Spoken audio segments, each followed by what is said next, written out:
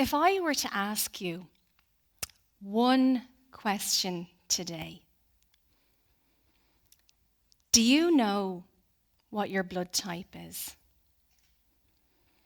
Because this question changed my life.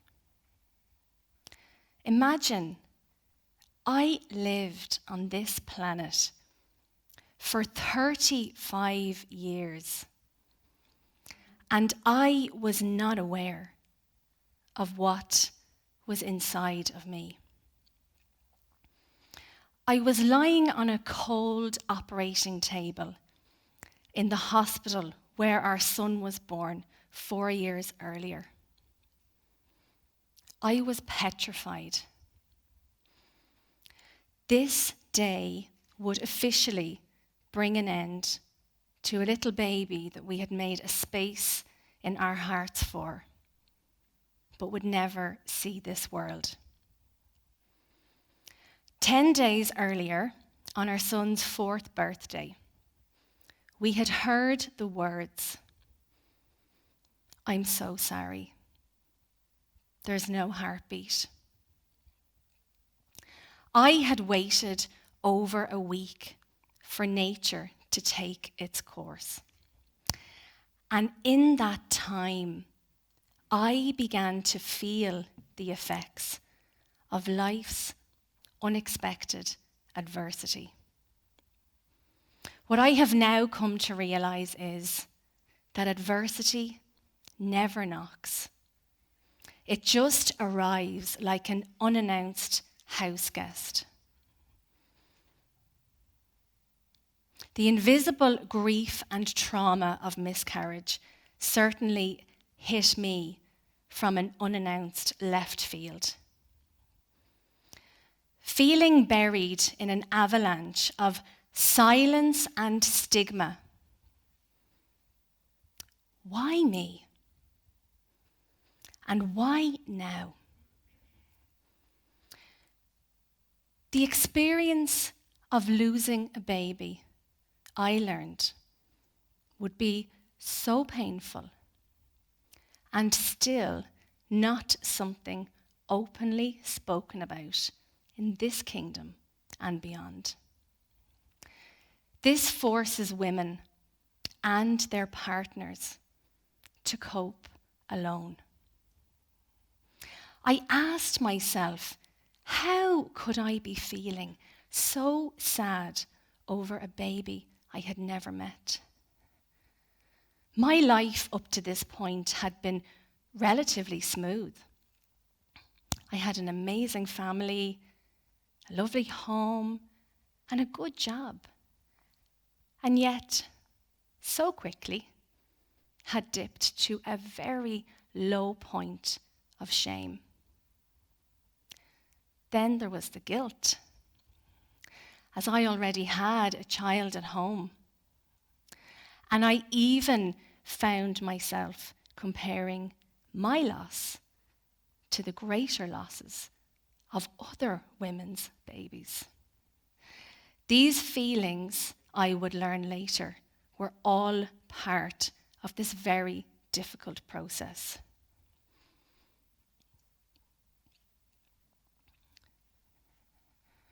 So here in my shame storm on the operating table, the anaesthetist who asked me the question continued to say,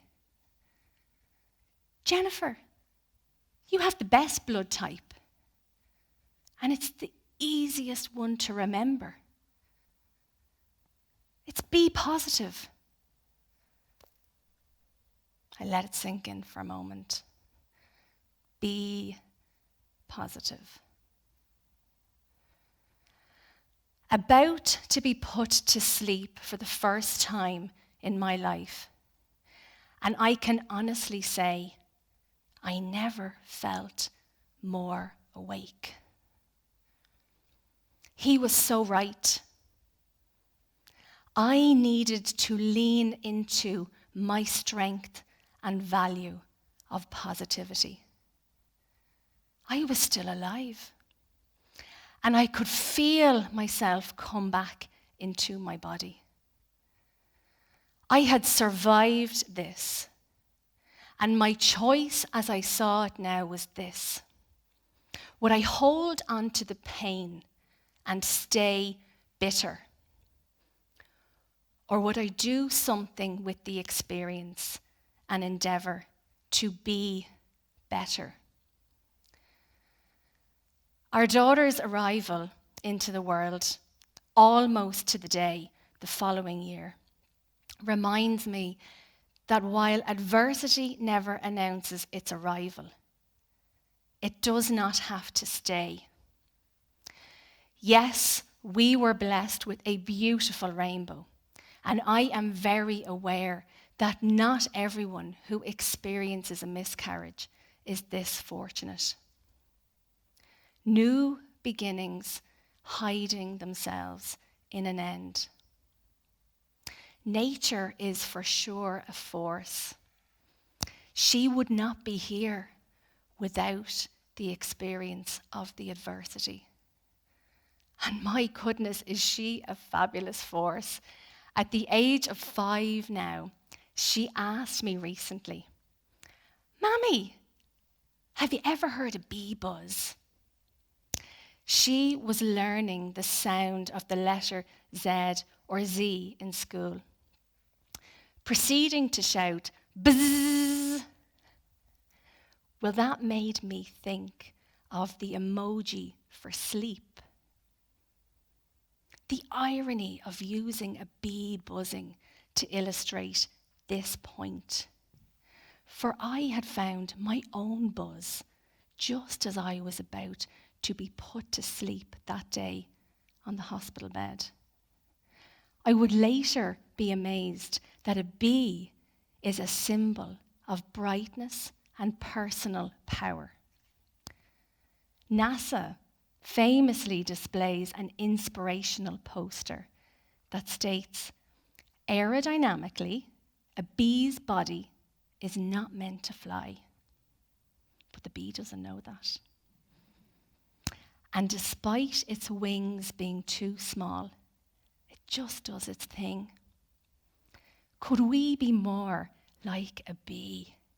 You see, I didn't know so much about myself or how to start to do my thing until those words of the anaesthetist that day started me on a journey of self-exploration, curiosity, and self-inquiry.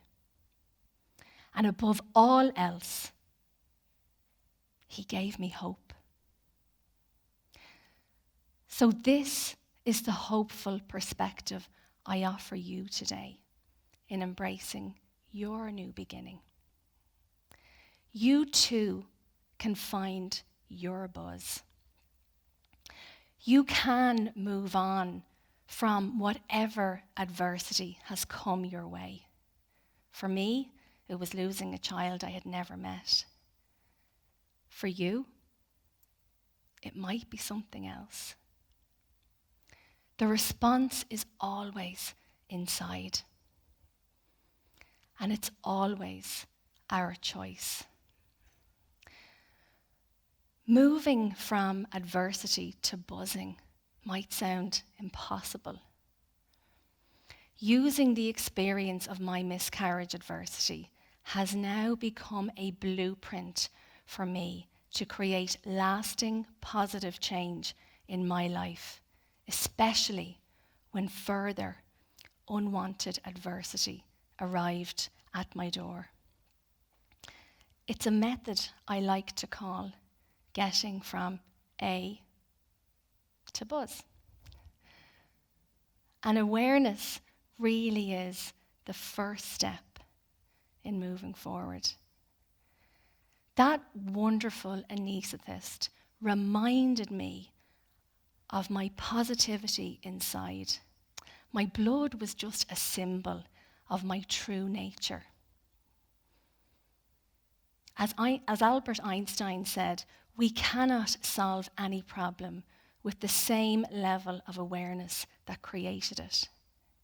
Become aware of your biggest strength and trait, because it's key to help you remember you absolutely already got this. When I awoke from the procedure that day, my journey moved to a phase of acceptance. I would never have chosen to experience the pain of losing a baby. But as soon as I began to accept that our little baby would never physically be in my arms, I began to think what I could do to acknowledge and honor them and me. So I gifted myself this little locket. And inside is 2 gemstones. One represents their month of loss, and the other one represents their month of birth.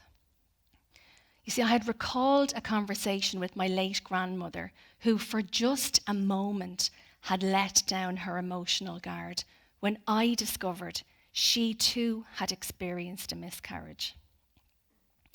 Tears of sadness and shame emerging in her eyes, clearly too never having spoken openly about her own loss. The invisible grief was palpable decades on. But I realized that both of those gemstones were her month and loss months as well. Her birth and loss months. I later realized that was a very fitting way to heal a deep ancestral wound. And doing this also helped me realize that I would never be the same person again, and nor would I want to be. Acceptance, I am not saying, is easy, but I now believe it is vital. When we have the will and the want to move forward in our lives. After all, the world keeps turning, just like the bee does its thing.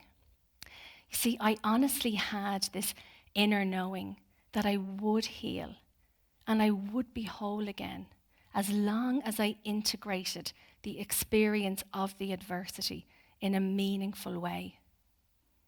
Self-compassion and kindness to myself became non-negotiable. This led me to a state of affirming.